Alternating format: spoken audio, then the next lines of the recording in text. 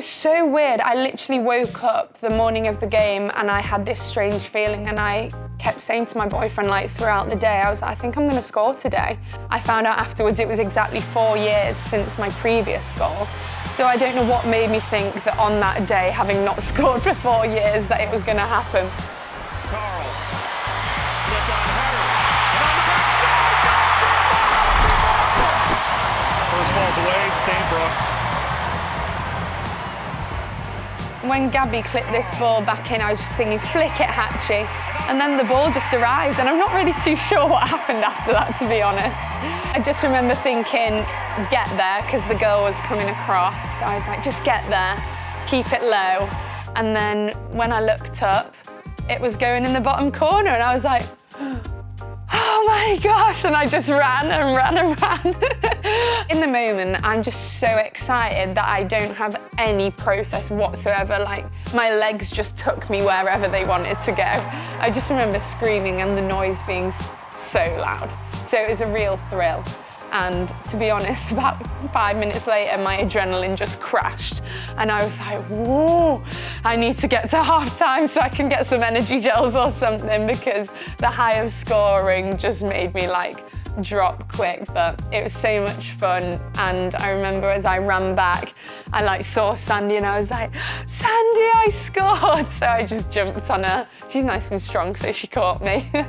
I'm really proud looking back at the finish, because on the half volley, I feel like often I would maybe sky those, but that one went well. As I saw the ball come from Gabby, I knew it wasn't going to make it to me, but I saw it heading towards Hatchie's head, and I was thinking, I just need to keep running because Hatchie's gonna get this. So obviously she flicked it perfectly into my path. So both times I kind of just had to finish off what my teammates had created for me, to be honest. We always setting one another up, which is nice, and then we all celebrate together, except I ran off, but that wasn't on purpose. I said afterwards, I was like, I'm so sorry guys, that I literally was possessed. I didn't think. I would have loved to celebrate with everyone. Playing at Audi is so much fun. Like the noise when I scored and seeing everyone jumping up and down, I think that's what set me off running around the pitch, because I was just like, yeah, looking at everyone. 10 results out of 102 when they've trailed this late historically. I remember I flicked it on and I thought, oh, Croy's gonna score, and then it kind of bobbled out and I was like, no. And then Gabby just hooked in another brilliant ball and Britt headed it back across. And then again, I don't really remember exactly what happened. I just remember seeing it pop up and I thought, poke it.